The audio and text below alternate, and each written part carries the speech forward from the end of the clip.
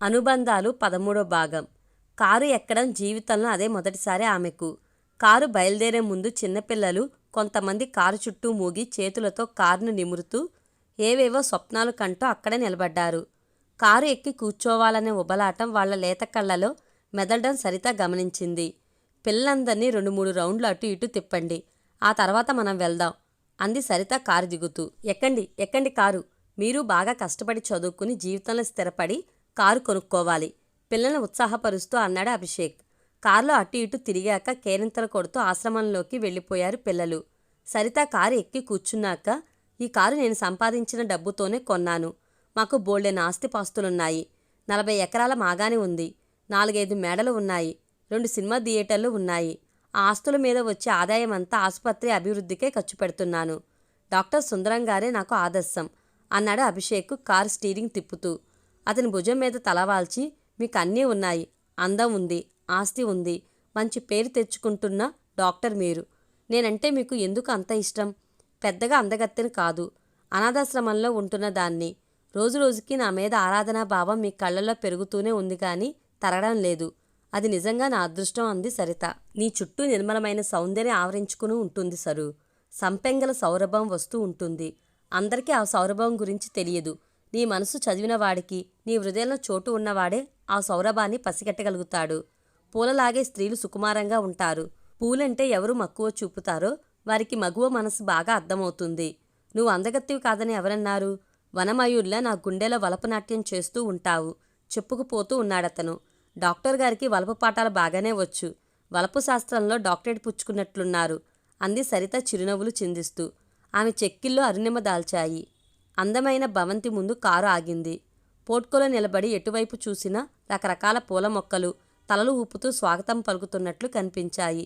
హాల్లో సోఫాలో కూర్చున్న 50 ఏళ్ల స్త్రీని చూపించి, ఆవిడ మా అమ్మగారు అంటూ పరిచయం చేశాడు అభిషేక్. ముచ్చటగా ముద్దబంతి పువ్వులా ఉందిరా ఈ అమ్మాయి, మంచి సెలక్షనే అంది తులసమ్మ సరిత బుగ్గలు నిమిరి. తులసమ్మ ఆప్యాయంగా మాట్లాడటంతో సరిత కళ్ళు చెమర్చాయి. పేద పిల్లను వెంట పెట్టుకుని వచ్చినందుకు కారాలు మిరియాలు నూరుతుందేమో, తనని తిట్టిపోస్తుందేమోననుకుంది. కానీ తను అనుకున్న దానికి విరుద్ధంగా తులసమ్మ ఆప్యాయంగా దగ్గరకు తీసుకుని మెళ్ళో బంగారు కొలుసు వేయడంతో కళ్లల్లో ఆనంద బాష్పాలు కదలాడాయి. భోజనాలయ్యాక మేడ మీద గదిలోకి వెళ్ళి కాసేపు రెస్ట్ తీసుకోండి, సాయంత్రం చల్లబడ్డాక వెళ్దురుగాని అంది తులసమ్మ. సరితతో ఏకాంతంగా గడపాలని ఉవ్విలూరుతూ ఉన్నాడు అభిషేక్. తల్లి మాటలతో మంచి అవకాశం దొరికిందనుకున్నాడు. సరిత చెయ్యి పట్టుకుని మేడ మీద గదిలోకి తీసుకెళ్లాడు. మేడపైకి ఎవరూ రారు, ప్రేమ సామ్రాజ్యాన్ని మనిద్దరం ఏలుకోవచ్చు అన్నాడతను ఆమెకు అతి సమీపంగా జరుగుతూ. ఆ అమ్మాయి దగ్గర నిలబడితే శరత్కాలపు వెన్నెల్లో తడుస్తున్నట్లు అనిపించింది. అతని చేతులు ఆమె నడుమును చుట్టేశాయి. ఆమె చెంపకు తన చెంపను ఆంచాడు. చిన్నగా నవ్వింది. ఎందుకు నవ్వుతున్నావు? తమకంతో ఆమెను తల నిమురుతూ అడిగాడు. మీ చిరుగెడ్డం గుచ్చుకుంటుందా అందామే. నువ్వు సందిట్లో చిక్కుతున్నావు కాబట్టి ఇక రోజు గెడ్డం గీసుకుంటాన్లే. అబ్బా ఆశ, రోజు మీ కౌగిట్లో ఒదిగిపోవాలా? ఆమె మాటలకు అతను మరింత ఉద్రేకపడ్డాడు. ఆమె పెదాలపై వెచ్చటి ముద్ర వేశాడు. సిగ్గుతో మెలికలు తిరిగిపోయిందామె. పులకించిపోతున్న తనువును అదుపులో పెట్టుకోవడం కష్టమనిపించింది. అతని చెంపలు సుతారంగా నిమిరి అతని చేతుల నుండి తప్పించుకునే ప్రయత్నం చేసింది. మరింత గట్టిగా ఆమెను తన వక్షతలం కేసి హత్తుకున్నాడు. ఆమెను మెల్లగా నడిపించుకుంటూ మంచం దగ్గరికి తీసుకెళ్లాడు. You are so sweet. ఆమె అందానికి సెంటర్ ఆఫ్ గ్రావిటీగా ఉన్న ఆమె బొడ్డుపై ముద్దుల వర్షం కురిపించాడు. అతని చేతులు చురుగ్గా ఆమె శరీర భాగాలను తాకుతున్నాయి. అతను మత్తుగా ఏవో శబ్దాలు చేస్తుంటే ఆమెలో పులకింతలు కలిగించాయి. ఆమె మీదకు ఒరిగిపోయాడు, ఉద్రేకాన్ని ఆపుకోలేక. ఏం చేస్తున్నాడితను? భద్రయ్యలాగే తన్ను ఆక్రమిస్తున్నాడా? ఇతను భద్రయ్య కాదే, తను ప్రేమించే అభిషేక్. ఈ క్షణాల్లో భద్రయ్య గుర్తుకురావడం ఏమిటి? ఏదో అసహ్యమైన పనిచేస్తున్నట్లు అనిపించింది. అభిషేక్ని నెట్టివేసింది. దూరంగా జరగండి ప్లీజ్ అంది. అతను మళ్ళీ ఆమె దగ్గరకు వచ్చి అన్నయించబోయాడు. No, stop it. నన్ను అంటుకోవద్దు. నన్ను ఎవరైనా అంటుకుంటే అసహ్యం వేస్తుంది నాకు గట్టిగా అరుస్తూ అంది సరిత. ఐఎమ్ సారీ, ఇంకెప్పుడు అలా చేయను. పెళ్లికి ముందు నిన్ను తాకడం నా తప్పే అన్నాడతను ఆమె చేతిని తన చేతిలోకి తీసుకోబోతూ. పెద్దగా ఏడ్చేసింది సరిత. బిత్తరపోయాడతను. ప్రేమించుకున్న వాళ్ళు కౌగిలించుకోవడం, ముద్దులు పెట్టుకోవడం సహజం కదా. నీకు కూడా ఇష్టమేననుకున్నాను. నీ మనసుకు కష్టం కలిగితే మరోసారి అలా చేయంలే అన్నాడతను ఆమె వైపు చూడటానికి కూడా బిడియపడుతూ. నన్ను మా ఆశ్రమానికి తీసుకువెళ్ళండి, ఒక్క క్షణం కూడా ఇక్కడ ఉండలేను. మేడమెట్లు దిగి కిందకు వచ్చేసింది. ఆమెను అనుసరించాడు అభిషేక్. తను మాట మాత్రం చెప్పకుండా ఇంట్లో నుంచి పోట్కో వైపు పరుగులాంటి నడకతో వెళ్తున్న సరితను, వడదెబ్బ కొట్టినట్లు డేలా పడిపోయి తలవాలు చేసుకుని వెళ్తున్న కొడుకుని చూసి ఆశ్చర్యపోయింది తులసమ్మ. విషయం ఏమిటో అర్థం కాక. ఆశ్రమం చేరుకునే వరకు అతనితో మాట్లాడకుండా మౌనంగా కూర్చుండిపోయింది సరిత కారులో. ఆమె అలా ఎందుకు ప్రవర్తించిందో అర్థం కాక సతమతమయ్యాడతను. 2 రోజులు గడిస్తే సర్దుకుంటుందని అనుకున్నాడు. అతనితో మాట్లాడాలనిపించలేదు ఆమెకు. డాక్టర్ చదువు చదివి అతను ఎందుకు అలా ప్రవర్తించాడు? అతని చెంత ఉంటే తనకు ఎంతో భద్రత, ఆనందంగా ఉంటుందని అనుకునేది. తను దిక్కులేని అనాథ పిల్లనే అతను అలా చేశాడు. లేదు లేదు, అతనేం పొరపాటు పని చేయలేదు. ప్రేయసిని ముద్దు పెట్టుకోవడం, కౌగిలించుకోవడం కూడా తప్పేనా? అతను తన శరీరాన్ని నిమిరేసరికి తనకెందుకు అంత అసహ్యం కలిగింది? బాల్యంలో జరిగిన బాధాకర సంఘటనలు తను వెంటాడుతున్నాయా? మరోసారి అతను తను కౌగిలించుకుంటే మళ్ళీ భద్రయ్య తన్ను నలిపివేస్తున్నట్లు అనిపిస్తుందా? ఈ భయంకర మానసిక స్థితి నుంచి బయటపడేది ఎలా? ఎప్పుడో 9 ఏళ్ల క్రిందట జరిగిన భయంకర అనుభవం మర్చిపోలేకపోతూ ఉంది. అభిషేక్ కౌగిల్లో పరవశించిపోయే మధురమైన సమయంలో ఆ దుర్మార్గుడు ఎందుకు గుర్తుకు రావాలి? తండ్రి చనిపోయాక ఆ భద్రయ్యని ఎందుకు అమ్మ చేరదీసింది? కూలీనాలి చేసుకుని బతికినా ఎంత గౌరవంగా ఉండేది. తప్పంతా అమ్మదే. సరిత కోపం తల్లి మీదకు పోయింది. అమ్మ మాత్రం ఏం చేస్తుంది? వాడలా ప్రవర్తిస్తాడని అమ్మకు మాత్రం ఎలా తెలుస్తుంది? తన మీద ప్రేమతో ఆ నరకాసురుడి తల నరికిన అమ్మన తను తప్పుబడుతుంది. అమ్మ పొరపాటేం లేదు, అంతా తన దురదృష్టం. కారు దిగి ఆశ్రమంలోకి తలంచుకుని వెళ్ళిపోయింది సరిత. ఆమె వెళ్లిన వైపే చూస్తూ నిట్టూర్చాడు అభిషేక్. ఆశ్రమం ఆఫీసు గదిలో కూర్చుని ఎన్ఆర్ఐలు పంపిన ఫండ్ వివరాలు కంప్యూటర్లో చూస్తూ కూర్చుంది నీలిమ. ఆశ్రమానికి అమెరికా నుంచి, బ్రిటన్ నుంచి నిధులు వస్తుంటాయి. ఆఫీస్ రూంలోకి లలిత వచ్చి నీకోసం ఎవరో వచ్చారమ్మా అంది. ఎవరు? ఎక్కడి నుంచి వచ్చారు? పేరు చెప్పలేదమ్మా. హైదరాబాద్ నుంచి వచ్చారట. మీరు బాగా తెలుసట. లోపలికి పంపు. వంటతనికి చెప్పి టీ బిస్కెట్లు పంపు అంది నీలిమ లలితతో. గేట్ దగ్గర నిలబడి ఉన్న రత్నాదేవిని లోపలికి తీసుకువచ్చి నీలిమ రూమ్ చూపించి వంటగది వైపు వెళ్ళింది లలిత. నమస్తే అంది రత్నాదేవి నీలిమ ఎదురుగా ఉన్న కుర్చీలో కూర్చుంటూ. రత్నాదేవిని చూసి ఆశ్చర్యపోయింది. అప్రయత్నంగా లేచి నిలబడింది. వెంటనే తేరుకుని తన సీట్లో కూర్చుంది నీలిమ. నేను గుర్తున్నానా?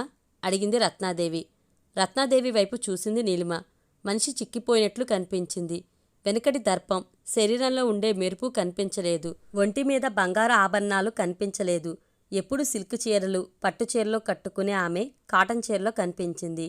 నీలిమ మాట్లాడకుండా మౌనంగా ఉండిపోయి కంప్యూటర్ స్క్రీన్ కేసి చూస్తూ ఉండిపోయింది. రత్నాదేవి మాట్లాడటం మొదలుపెట్టింది. జీవితంలో ఎన్నో అనుకోని సంఘటనలు, సమస్యలు ఎదురవుతూ ఉంటాయి. ధైర్యంగా నిలబడి వాటిని పరిష్కరించుకోవాలి గాని పారిపోకూడదు.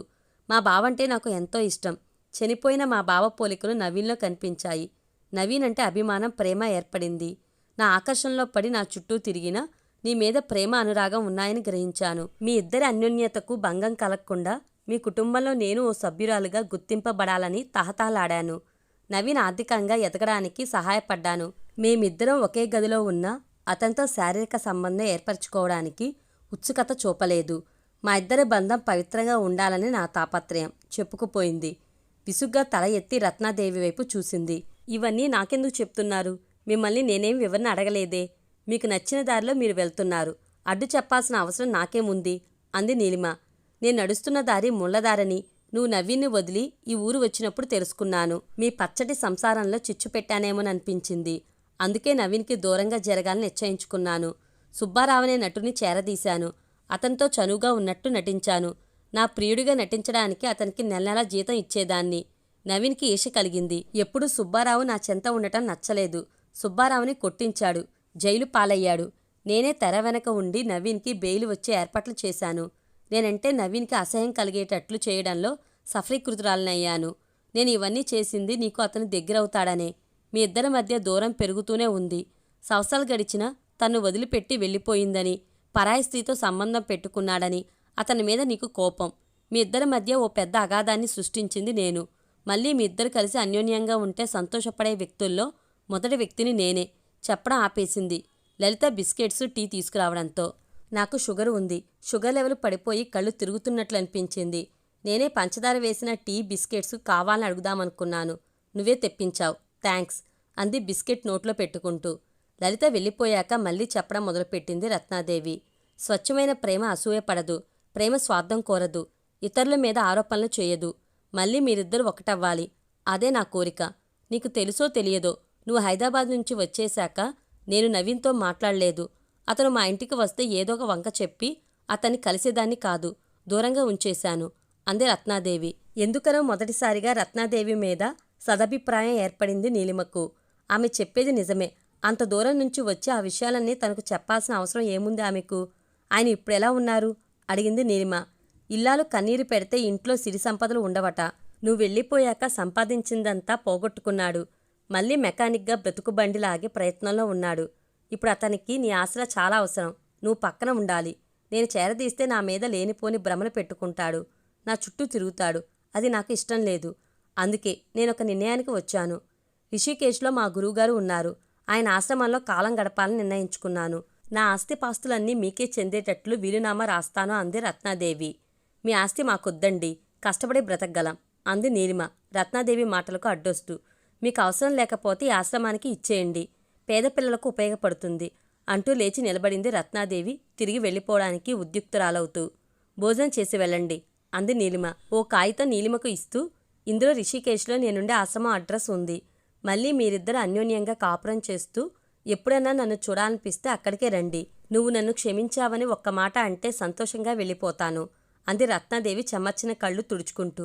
మీ మంచి మనసును నేనే గాయపరిచాను, మీరే నన్ను క్షమించాలి అంది నీలిమ రత్నాదేవి చేతులు స్పృశిస్తూ. ఇద్దరు మనసులు తేలికపడ్డాయి. నీలిమ బలవంతం చేయడంతో భోజనం చేసి బయలుదేరింది రత్నాదేవి. మరో మలుపు తిరగబోతున్నది రత్నాదేవి జీవితం. జీవితంలో ప్రతి క్షణం విలువైనదే. మరో మజిలీ. ఆమె మనసు ఉద్వేగంతో ఊగిపోయింది.